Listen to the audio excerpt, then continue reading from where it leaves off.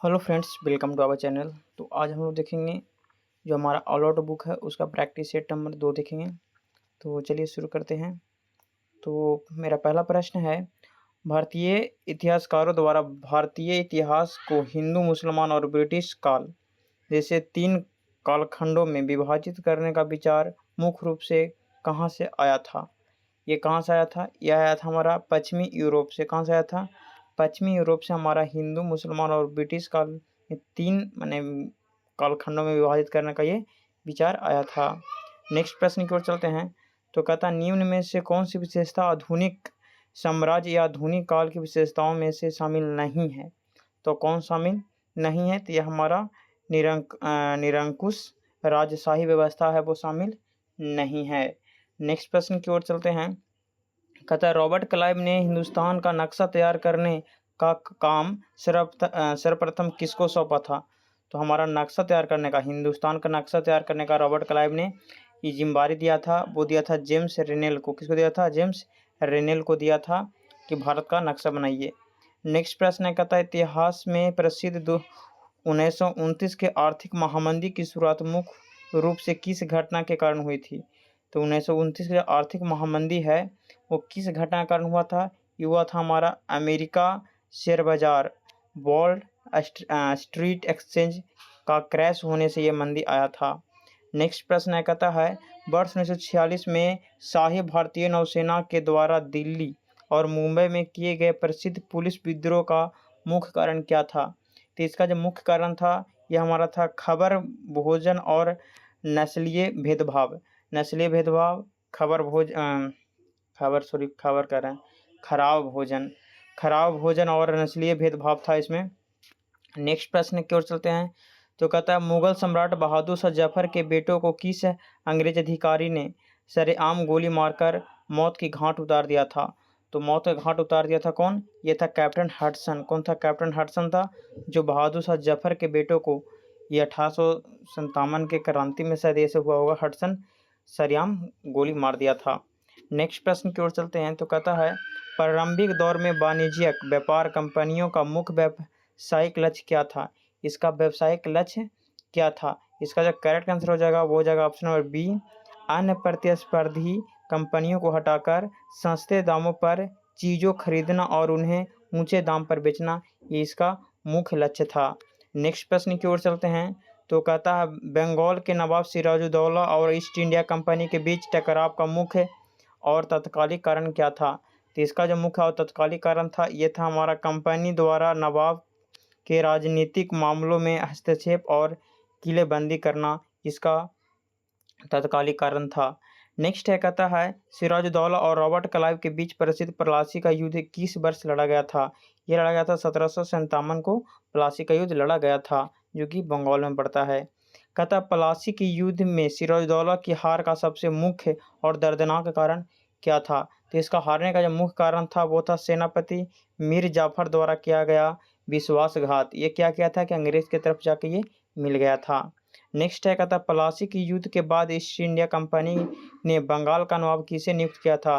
तो बंगाल का नवाब नियुक्त किया गया था किसको? मीर जाफर को। मीर जाफर को बंगाल का नवाब नियुक्त किया गया था। कहता वर्ष 1764 की ऐतिहासिक बक्सर की लड़ाई के समय बंगाल का नवाब कौन था? तो बंगाल का नवाब उस समय हमारा था मीर जाफर था। कौन था? मीर जाफर था, जो बक्सर के युद्ध में लड़ा था। नेक्स्ट है, कहता है बक्सर के युद्ध 1764 की समाप्ति के बाद किस संधि के तहत मुगल सम्राट ने कंपनी को बंगाल की दीवानी का अस्थायी अधिकार सौंप दिया था? तो ये हमारा अस्थायी अधिकार सौंप दिया था वो किस संधि के तहत? यह हमारा हुआ था इलाहाबाद के संधि, जो कि 2 होता है। एक होता हमारा 12 अगस्त, एक होता 16 अगस्त 1765 में ये संधि होता है। नेक्स्ट प्रश्न की ओर चलते हैं। तो कहता है लॉर्ड वेलेस्ली द्वारा भारत में ब्रिटिश साम्राज्य के विस्तार के लिए शुरू की गई सहायक संधि की मुख्य शर्त क्या थी?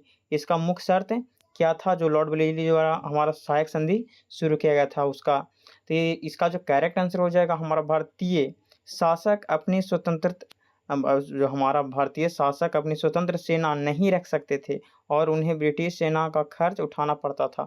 मतलब अपना सेना नहीं रख सकते हैं, लेकिन अगर से ब्रिटिश रख रहा है तो उसका खर्चा हम लोग को ही देना था। ये हमारा एक तरह से सहायक संधि का सबसे घिनौनी हरकत थी। नेक्स्ट है कहता है मैसूर के सुल्तान हैदर अली की मृत्यु किस आंग्ल मैसूर युद्ध के दौरान हुआ था। यह हमारा किस आंग्ल मैसूर युद्ध के दौरान हुआ था, तो द्वितीय आंग्ल मैसूर युद्ध के दौरान हुआ था। नेक्स्ट प्रश्न की ओर चलते हैं। तो कहता है टीपू सुल्तान ने अंग्रेजों के आर्थिक हितों को चोट पहुंचाने के लिए अपने राज्य से किस वस्तु के निर्यात पर पूरी तरह प्रतिबंध लगा दिया था। तो टीपू सुल्तान ने अंग्रेजी आर्थिक हितों को चोट पहुंचाने के लिए जो निर्यात पर प्रतिबंध लगाया था वो क्या था। तो इसका जो करेक्ट आंसर हो जाएगा वो था हमारा चंदन की लकड़ी, काली मिर्च और इलायची। इसका करेक्ट आंसर बी हो जाएगा। नेक्स्ट प्रश्न की ओर चलते हैं। तो कहता है वर्ष 1799 के में चतुर्थ आंग्ल मैसूर युद्ध के दौरान टीपू सुल्तान की मृत्यु कहाँ हुई थी। ये कहाँ हुआ था ये बताना है। चौथे आंग्ल मैसूर युद्ध हो रहा था तो उस समय टीपू सुल्तान की मृत्यु हो जाती है। ये होती है श्रीरंगपट्टनम के रक्षा करते हुए इनकी मृत्यु हो जाती है। इन्हें मैसूर का शेर भी कहा गया है। नेक्स्ट प्रश्न की ओर चलते हैं। तो कहता है ईस्ट इंडिया कंपनी की ओर से भारतीय राज्यों को हड़पने के लिए कुशाक्त सर्वोच्चता की नीति की शुरुआत किस गवर्नर जनरल ने किया था।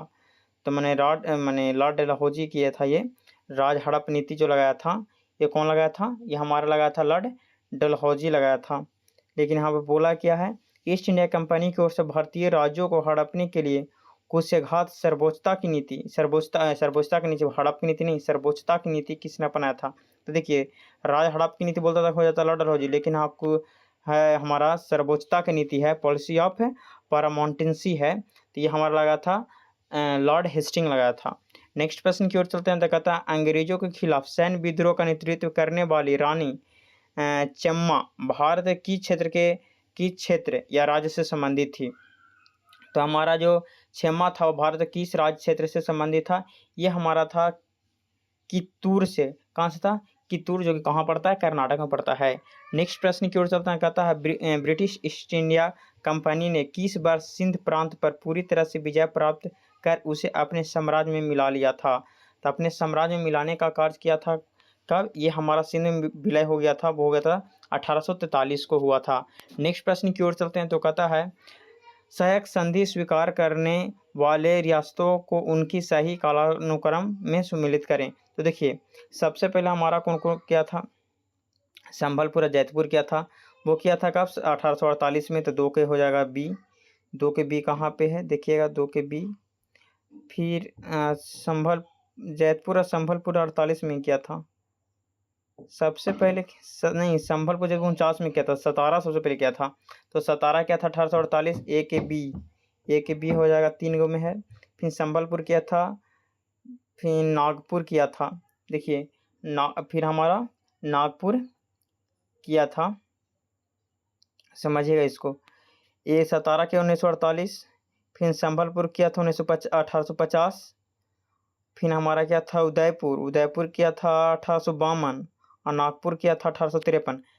तो हो जाएगा ए के बी, फिर हो जाएगा 2 के ए, 3 को जाएगा डी, 4 को जाएगा सी। तो इसका करेक्ट आंसर क्या हो जाएगा, इसका ए बी 2 ए 3 डी, हाँ 4 ऑप्शन बी इसका करेक्ट हो जाएगा। इसका जो बी है वो करेक्ट आंसर हो जाएगा।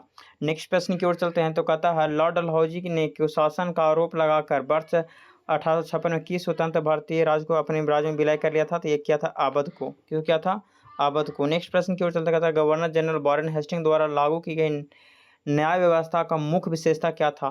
तो हमारा जो वॉरेन हेस्टिंग द्वारा न्याय व्यवस्था लागू किया गया था उसका जो मुख्य विशेषता था हमारा था प्रत्येक के जिले में 2 अदालतें स्थापित करना, एक फौजदारी अदालत और एक दीवानी अदालत।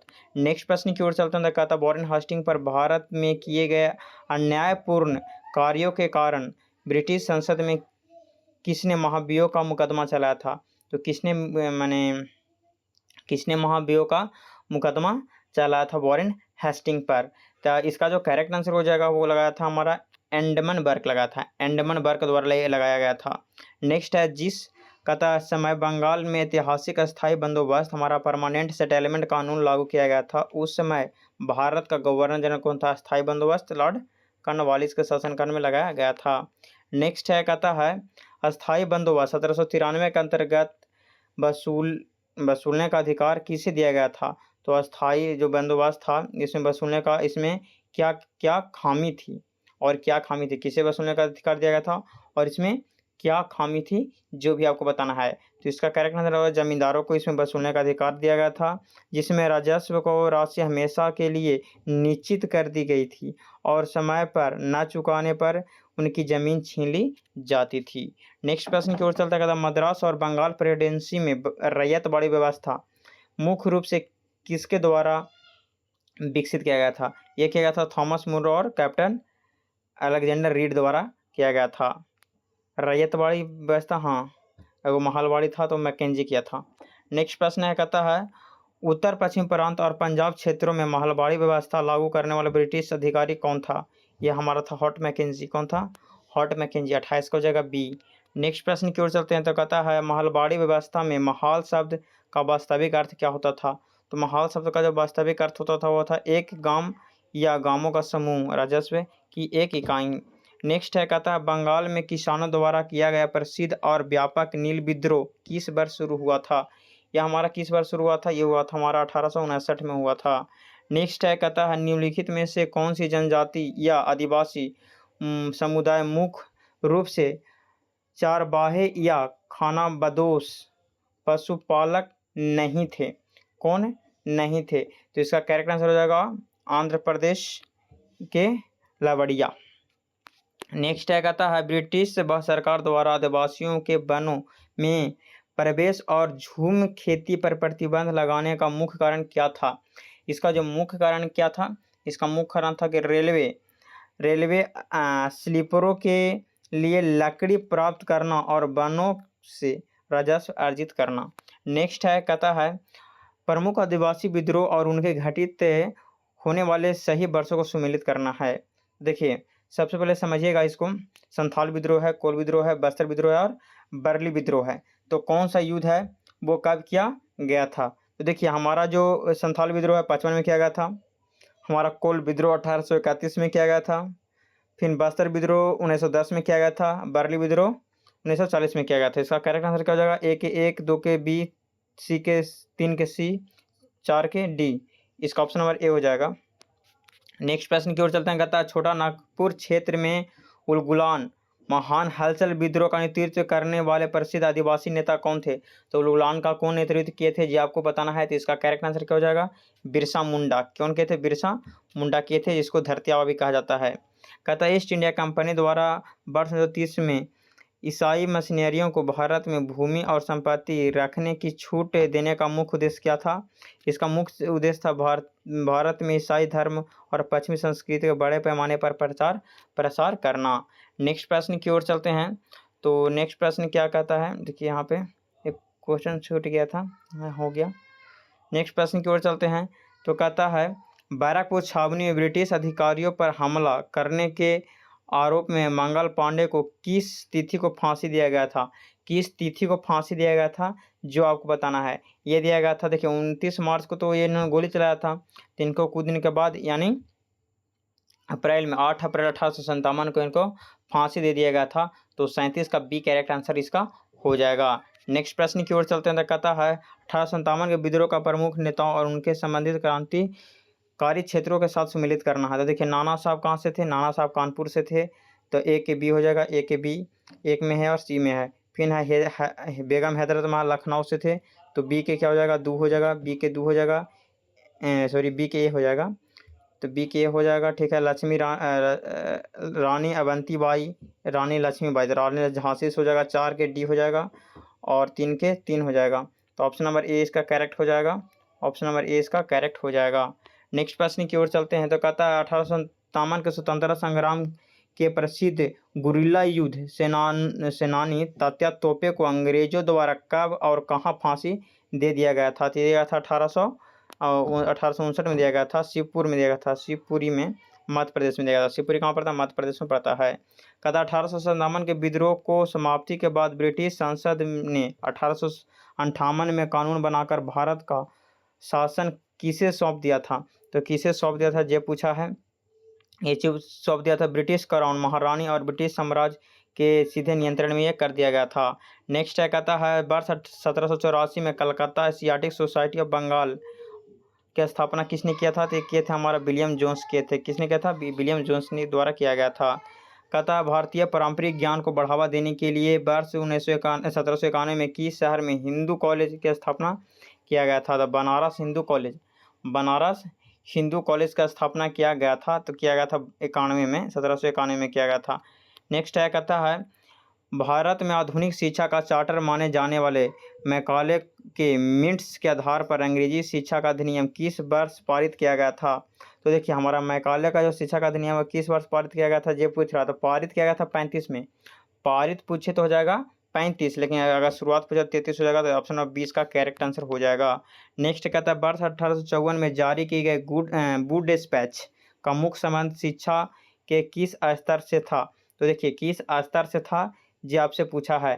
तो देखिए इसका जो था वो था विश्वविद्यालय और उच्च शिक्षा का व्यावहारिक खाका तैयार करने तथा यूरोपीय शिक्षा पद्धति लागू करने से इसका संबंध था। नेक्स्ट है, कहता है महात्मा गांधी भारत में ब्रिटिश सरकार द्वारा दी जाने वाली अंग्रेजी शिक्षा का घोर विरोधी क्यों थे? माने घोर विरोधी ये करते थे, क्यों करते थे? क्योंकि उनका मानना था कि अंग्रेजी शिक्षा जो भारतीयों के मन में हीनता की भावना पैदा कर रही है और उन्हें अपनी संस्कृति से दूर ले जा रही है। अपनी संस्कृति से कहाँ ले जा रही है? दूर ले जा रही है, इसलिए उन्होंने घोर विरोध किए थे। कहता है शांति निकेतन विश्व भारती की स्थापना वर्ष 1901 में किसके द्वारा की गई थी? जहाँ प्रकृति के सानिध्य में शिक्षा दी जाती थी, सानिध्य में शिक्षा दी जाती थी। शांति निकेतन मैंने किसके द्वारा किया था? हमारा रविंद्रनाथ टैगोर द्वारा किया गया था। ऑप्शन नंबर ए इसका करेक्ट आंसर हो जाएगा। नेक्स्ट प्रश्न की ओर चलते हैं। तो कहता है शांति निकेतन हो गया। कहता है औपनिवेशिक काल के दौरान प्रयुक्त होने वाले शब्द सती का शाब्दिक और वास्तविक अर्थ क्या होता था? इसका शाब्दिक और वास्तविक जो अर्थ होता था वो क्या होता था? एक पवित्र महिला या सदाचारी महिला जो पति की चिंता के साथ आत्मदाह कर ले।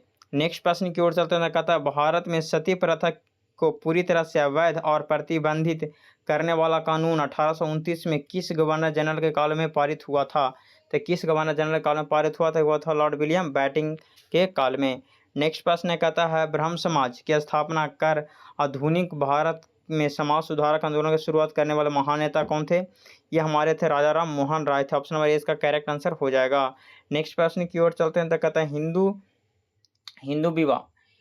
विवाह जो हमारा था, कहता है हिंदू विधवाओं की स्थिति सुधारने के लिए वर्ष 1856 में हिंदू विधवा पुनर्विवाह अधिनियम कानून बनाने में किसका सबसे मुख्य योगदान था? तो ये तो मुख्य योगदान था ईश्वर चंद्र विद्यासागर। इसका करेक्ट आंसर क्या हो जाएगा? बी इसका करेक्ट आंसर हो जाएगा, ईश्वर चंद्र विद्यासागर। नेक्स्ट प्रश्न की ओर चलते हैं। तो कहता है समाज सुधारकों को उनके द्वारा स्थापित या कार्य किए गए मुख्य क्षेत्रों के साथ सम्मिलित करें। ठीक है, तो मुख्य क्षेत्रों के साथ सम्मिलित करें। तो ईश्वर चंद्र विद्यासागर महाराष्ट्र के थे। ज्योतिराव फूले कहाँ के थे? ज्योतिराव फूले ये हमारे थे कहाँ के? वो कल बंगाल के थे फूले। फिर हमारा आर्य समाज यहाँ पे देखिएगा आर्य समाज हो जाएगा आर्य समाज पंजाब या उत्तर भारत में। भोपाल की बेगम कहा जाता अलीगढ़ को। तो इसका करेक्ट आंसर क्या हो जाएगा? इसका करेक्ट आंसर क्या हो जाएगा? इस हो जाएगा ऑप्शन नंबर ए इसका करेक्ट आंसर हो जाएगा। नेक्स्ट प्रश्न की ओर चलते हैं। तो कहता है वर्ष 1875 में बम्बई में आर्य समाज की स्थापना कर वेदों की ओर लौटो का नारा किसने दिए थे? तो आर्य समाज की स्थापना कौन किए थे? और दयानंद सरस्वती किए थे। नेक्स्ट प्रश्न की ओर चलते हैं। तो कहता है भारत में बाल विवाह को रोकने के लिए बाल विवाह निषेध अधिनियम किस वर्ष पारित किया गया था? तो किस वर्ष पारित किया गया था ये बताना है। तो ये किया गया था हमारा 1929 में किया गया था। नेक्स्ट प्रश्न की ओर चलते हैं। तो कहता है महाराष्ट्र में निम्न जाति के लोगों के अधिकारों और शिक्षा के लिए वर्ष 1873 में सत्यशोधक समाज की स्थापना किसने की थी? ये किए थे ज्योतिबा फूले। किसने किया था? ज्योतिबा फूले। कहता है ज्योतिबा फूले द्वारा वर्ष 1873 में अमेरिकी गृह युद्ध और दासों की मुक्ति को समर्पित करते हुए कौन सी प्रसिद्ध पुस्तक लिखी थी? गुलामगिरी। कौन लिखे थे? गुलामगिरी लिखे थे। नेक्स्ट है, कहता है दक्षिण भारत में गैर ब्राह्मणों और अछूतों के सम्मान के लिए प्रसिद्ध आत्मसम्मान आंदोलन की शुरुआत किसने किया था? तो हमारा आत्मसम्मान आंदोलन का जो शुरुआत किए थे वो कौन किए थे? ये किए थे हमारा पेरियार ईबी रामासामी नायकर। नेक्स्ट प्रश्न की ओर चलते हैं तो कहता है भारत में प्रार्थना समाज की स्थापना 1867 में कहाँ किया गया था? तो प्रार्थना समाज की स्थापना कहाँ किया गया था? ये किया गया था बम्बई में। कहाँ किया गया था? बम्बई में किया गया था। कहता अलीगढ़ आंदोलन के प्रणेता कौन थे जिन्होंने 1875 में मोहम्मदन एंग्लो ओरिएंटल कॉलेज वर्तमान में अलीगढ़ मुस्लिम विश्वविद्यालय की स्थापना किए थे? ये कौन किए थे ये बताना। सर सैयद अहमद खान द्वारा ये किया गया था। सर सैयद अहमद खान द्वारा किया गया था। ऑप्शन नंबर ए इसका करेक्ट आंसर हो जाएगा। कहता है वायसराय लॉर्ड रिपन के कार्यकाल में आए विवादित इल्बर्ट विल विवाद का मुख्य 1883 में आया था। इसका मुख्य उद्देश्य क्या था? इसका मुख्य उद्देश्य था भारतीय और यूरोपीय न्यायाधीशों के बीच समानता स्थापित करना ताकि भारतीय जज भी गोरे अंग्रेजों के मुकदमों की सुनवाई कर सके। ठीक है, नेक्स्ट प्रश्न की ओर चलते हैं। कहता है भारतीय राष्ट्रीय कांग्रेस INSC का स्थापना 18 दिसंबर 1885 में किस शहर में हुई थी? तो देखिए ये हुआ था बम्बई में हुआ था, जिसका अध्यक्षता किए थे भूमिश चंद्र बनर्जी द्वारा किया गया था। नेक्स्ट कहता है कांग्रेस के किस सेनावृत्ति अधिकारी माने ब्रिटिश अधिकारी ने भारतीय राष्ट्रीय कांग्रेस की स्थापना में एक महत्वपूर्ण उत्प्रेरक सूत्रधार की भूमिका निभाई थी? तो ये किए थे एओ ह्यूम। किसने किया था? एओ ह्यूम किए थे। एओ ह्यूम किए थे। नेक्स्ट प्रश्न की ओर चलते हैं। कहता है स्वराज मेरा जन्मसिद्ध अधिकार है और मैं इसे लेकर रहूँगा का प्रसिद्ध नारा किसने दिए थे? दिए थे बाल गंगाधर तिलक। बाल गंगाधर और तिलक दिए थे। कहता है वायसराय लॉर्ड कर्जन ने किस वर्ष बंगाल का विभाजन कर दिया जिसका विरोध स्वदेशी आंदोलन की शुरुआत से हुआ था? 1905 में हुआ था। नेक्स्ट प्रश्न की ओर चलते हैं। तो कहता है वर्ष 1915 में दक्षिण अफ्रीका में वकालत कर भारत लौटने के बाद महात्मा गांधी ने अपना पहला सफल क्षेत्रीय सत्याग्रह 1917 में कहाँ किए थे? ये किए थे चंपारण सत्याग्रह बिहार में किए थे। नेक्स्ट प्रश्न की ओर चलते हैं। तो कहता है वर्ष 1919 मार्च 1919 में ब्रिटिश सरकार द्वारा जनता की स्वतंत्र को दबाने के लिए बिना मुकदमे के जेल में डालने के लिए कौन सा कानून पारित किया गया था? ये किया था रॉलेट एक्ट, जिसको काला कानून भी कहा जाता था। नेक्स्ट है कहता है रॉलेट एक्ट के विरोध में शांतिपूर्ण जनसभा कर निर्दोष लोगों पर जनरल डायर ने 13 फरवरी 1919 को किस स्थान पर अंधाधुंध गोलियां चलवाई थी? ये चलवाया था जलियांवाला बाग अमृतसर में चलाने का कार्य किया था। नेक्स्ट प्रश्न की ओर चलते हैं। तो कहता है प्रथम विश्व युद्ध के बाद तुर्की के सुल्तान खलीफा के अधिकार को बहाल करने के लिए भारत में कौन सा आंदोलन शुरू हुआ था जिसे गांधी जी ने समर्थन दिया था? ये किया था कौन सा आंदोलन शुरू हुआ था खिलाफत के लिए? तो ये हुआ था खिलाफत आंदोलन। शायद 67 का करेक्ट आंसर होना चाहिए खिलाफत आंदोलन। करेक्ट आंसर 67 खिलाफत आंदोलन ही होगा। नेक्स्ट है कहता है फरवरी 1922 में महात्मा गांधी ने किस हिंसक घटना के बाद अपने देशव्यापी असहयोग आंदोलन नॉन कॉपरेशन मूवमेंट का अचानक वापस ले लिया था? ये किए थे चौरा चौरी कांड हो गया था अचानक उसके कारण। नेक्स्ट है कहता है दिसंबर 1929 में लाहौर में कांग्रेस के किस ऐतिहासिक अधिवेशन में पंडित जवाहरलाल नेहरू की अध्यक्षता में पूर्ण स्वराज का प्रस्तावित किया गया था लाहौर अधिवेशन 1929 में। नेक्स्ट प्रश्न की ओर चलते हैं। तो कहता है प्रसिद्ध क्रांतिकारी भगत सिंह, सुखदेव और राजगुरु ने लाला लाजपत राय की मौत का बदला लेने के लिए दिसंबर 1928 में किस ब्रिटिश पुलिस अधिकारी को गोली मारकर हत्या कर दिया था? ये क्या था? सांडस का टपका दिए थे। नेक्स्ट प्रश्न की ओर चलते हैं।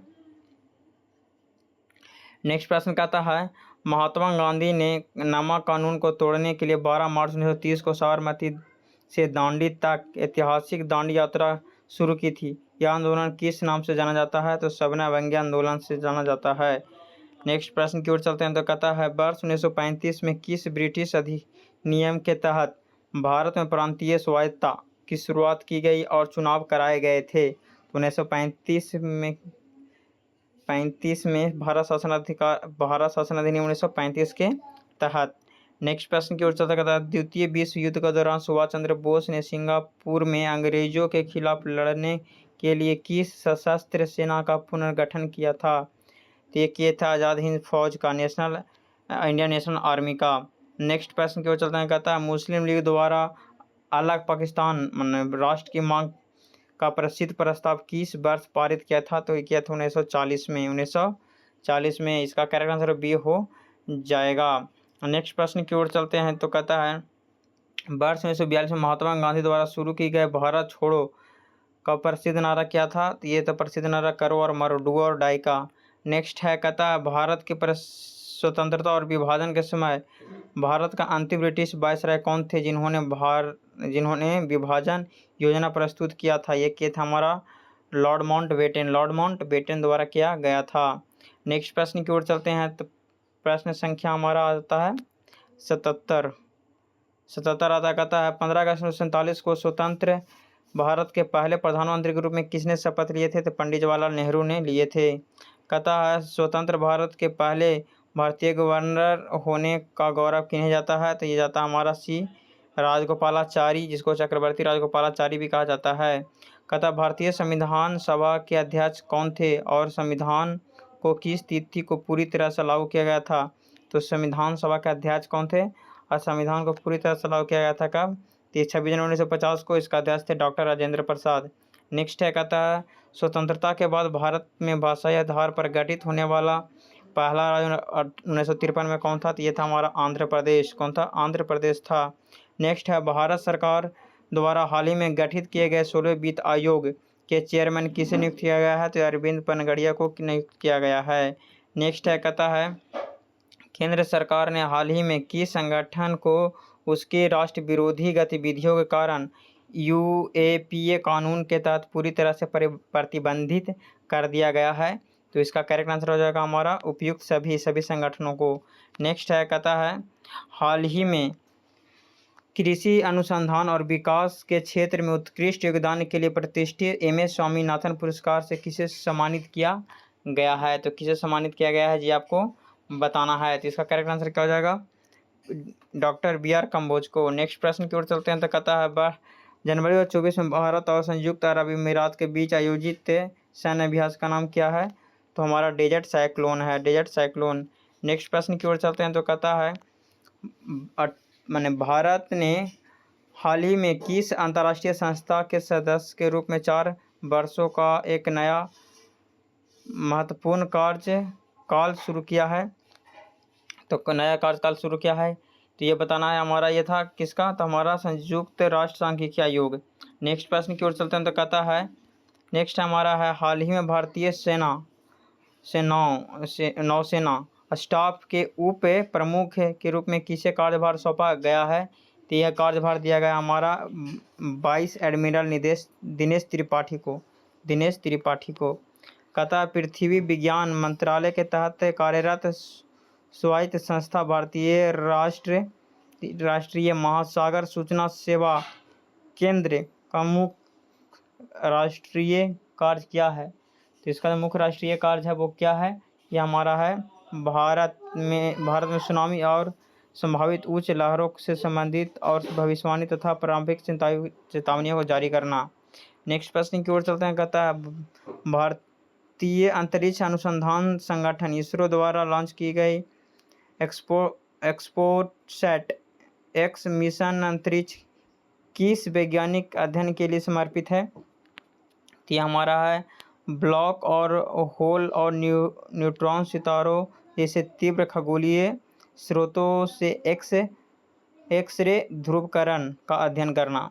नेक्स्ट प्रश्न की ओर चलते हैं, कहता है विश्व के सबसे बड़े व्यापारिक समझौतों में से एक क्षेत्रीय व्यापक आर्थिक भागीदारी समझौते का कार्य क्षेत्र में निम्नलिखित में से कौन सा प्रमुख क्षेत्र है? ये कौन सा प्रमुख क्षेत्र है जी आपको बताना है। तो इसका करेक्ट आंसर क्या हो जाएगा? इसका जो करेक्ट आंसर हो जाएगा उपयुक्त सभी क्षेत्र ये शामिल हैं। नेक्स्ट है, कहता है भारत और म्यांमार के बीच ऐतिहासिक मुक्त आवाजाही व्यवस्था के बारे में कौन सा तथ्य सही है जिसे हाल ही में सुरक्षा कारणों से बंद करने की चर्चा है? तो ये कौन सा है? ये हमारा जो सही आंसर हो जाएगा वो क्या हो जाएगा? बी इसका करेक्ट आंसर हो जाएगा। यह सीमा के दोनों ओर रहने वाले आदिवासियों को बिना वीजा और 16 किलोमीटर तक आने जाने की अनुमति देता था। नेक्स्ट है, कहता है भारत की कर व्यवस्था वस्तु एवं सेवा का जीएसटी की इम्पैक्ट क्रेडिट नियमों के तहत निर्यातकों को मिलने वाला मुख्य लाभ क्या है? तो यह हमारा है, निर्यातक अपने अंतिम उत्पाद पर कर भुगतान नहीं करते हैं और अपने इनपुट पर चुकाए गए कर का रिफंड पाने के लिए हकदार होते हैं। चलिए नेक्स्ट प्रश्न की ओर चलेंगे। निम्नलिखित में से कौन सा अंतर्राष्ट्रीय संगठन वैश्विक परमाणु व्यवस्था का अनुपालन सुनिश्चित करने के लिए परमाणु गतिविधियों का नियामक निगरानी करता है? ये कौन संगठन है? यह हमारा है, वो है हमारा अंतर्राष्ट्रीय परमाणु एजेंसी। नेक्स्ट प्रश्न की ओर चलते हैं। कहता है भारत मालदीव के द्वीपों के बीच राजनीतिक बुनियादी ढांचे को मजबूत करने के लिए वर्तमान में माले में कौन सी विशाल परियोजना का विकसित किया जा रहा है? तो जो विकसित किया जा रहा है वो क्या विकसित किया जा रहा है? क्या ग्रेटर माले कनेक्टिविटी प्रोजेक्ट। नेक्स्ट प्रश्न की ओर चलते हैं। कहता है भारत और पाकिस्तान के बीच प्रत्येक वर्ष की शुरुआत में द्विपक्षीय समझौते के तहत किस महत्वपूर्ण सूची का नियमन के रूप में आदान प्रदान किया गया है? तो किसको किया गया है? हमारा कैदियों की सूची और अपने परमाणु प्रतिष्ठानों को एवं सुविधाओं की सूची। नेक्स्ट है, कहता है अपराध नियंत्रण और सुरक्षा को आधुनिक बनाने के लिए हाल ही में भारत के किस राज्य के प्रत्येक जिले में ड्रोन पुलिस यूनिट की स्थापना किया गया है? बिहार में किया गया है। नेक्स्ट प्रश्न की ओर चलते हैं। तो कहता है नेपाल में आयोजित Anglo Nepal international tennis ball championship में किस भारतीय राज्य की टीम ने शानदार प्रदर्शन करते विजेता पाया है? तो बिहार ने पाया है। नेक्स्ट है, कहता है आपराधिक मुकदमों के त्वरित निपटारे के लिए किस राज्य पुलिस द्वारा मिशन इन्वेस्टिगेशंस @75 लॉन्च किया गया है, जिसके तहत 75 दिन में FIR की जांच पूरी अनिवार्य होगा? ये भी हमारा बिहार में ही किया गया है। नेक्स्ट प्रश्न की ओर चलते हैं। केंद्रीय सड़क परिवहन और राजमार्ग मंत्रालय की रिपोर्ट के अनुसार सड़क हादसों की संख्या के मामले में 2022 में बिहार देश के किस स्थान पर था? तो यह हमारा किस स्थान पे था? यह हमारा था 15वां स्थान पे। नेक्स्ट प्रश्न की ओर चलते हैं। तो कहता है केंद्र सरकार ने मौसम और जलवायु को सटीक भविष्यवाणियों के तकनीकी उत्थान के लिए पृथ्वी विज्ञान योजना के लिए कितने करोड़ रुपये का आवंटित किया है? कितने करोड़ रुपये का आवंटित किया है? तो किया हमारा 97 करोड़ रुपये का। नेक्स्ट है और लास्ट है, सागर तटीय पर्यटन को बढ़ावा देने के लिए भारत का पहला पनडुब्बी पर्यटक किस राज्य द्वारका तट पे शुरू किया जा रहा है? ये हमारा किया जा रहा है कहाँ? गुजरात में। द्वारका पड़ता है गुजरात में। तो ये रहा हमारा 100 महत्वपूर्ण प्रश्न, जो कि बहुविकल्पीय प्रश्न था। तो आई होप कि पसंद आया होगा। पसंद आता तो लाइक करें, सब्सक्राइब करें और दोस्तों के पास अधिक से अधिक शेयर जरूर करें।